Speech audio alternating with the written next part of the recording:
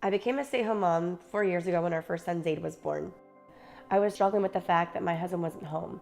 He had just graduated from Harvard Business School, and he had taken on a VP position at a company, and it demanded a lot of his time. I didn't realize actually how much that was weighing on her, but in hindsight, I see that it did, because we had a young son who was 1 year old at the time, and I was getting up early. I'd leave the house before 6:15 at the latest in order to get downtown and start work.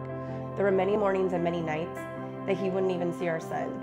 And it began to affect me a lot, to think about our future and to think about all the moments that he would miss. As our kids got older and got involved in different activities, I knew that I would be able to be there, but I didn't know if my husband was going to be able to be there.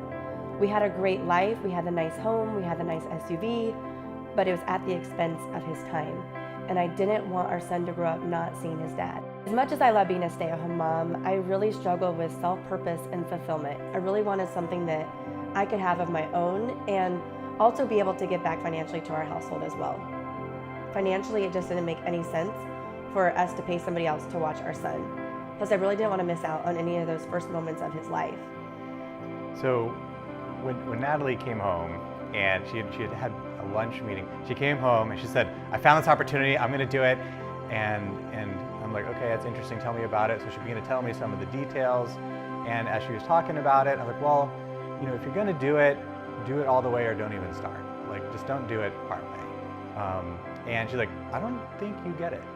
Like, this is a big deal." I knew that this was the opportunity that I've been praying for, and that this opportunity was going to be able to match my husband's income. And so I told my husband, I said, "Mark my words, in 2 years, I'm going to be able to match your income." And his response was, "That is so cute. That's so cute that you think this kind of an opportunity could match my income in less than 2 years into this." So I told him to do his research, research the company and see for himself really what this opportunity was about. So I began to research it. I Googled it, found out that the chairman of the company was a Harvard Business School grad. I went to Harvard Business School, so what I did is I actually looked in the alumni directory and found like, oh yeah, okay, so it is true. He did actually graduate from Harvard Business School. And then I was like, oh, there's a case study that's been written on this by Harvard Business School. And I know how much work actually goes into the creation of those case studies. And it validated for me a lot of the fact set that I was hearing from Natalie. I was all ears knowing that it was not an at-home party-based business. I loved that we don't carry inventory and that we're not a storefront.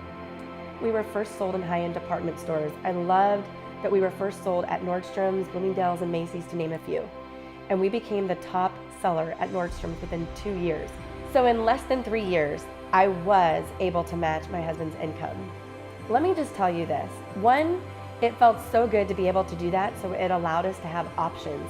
It allows us to have options for him to be able to now work by choice and not because he has to.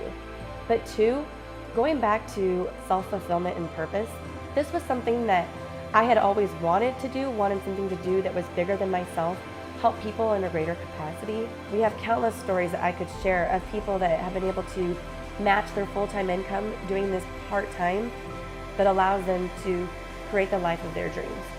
It's a gift that I've been able to share with other people, and it changed their lives, and in turn it's also changed mine.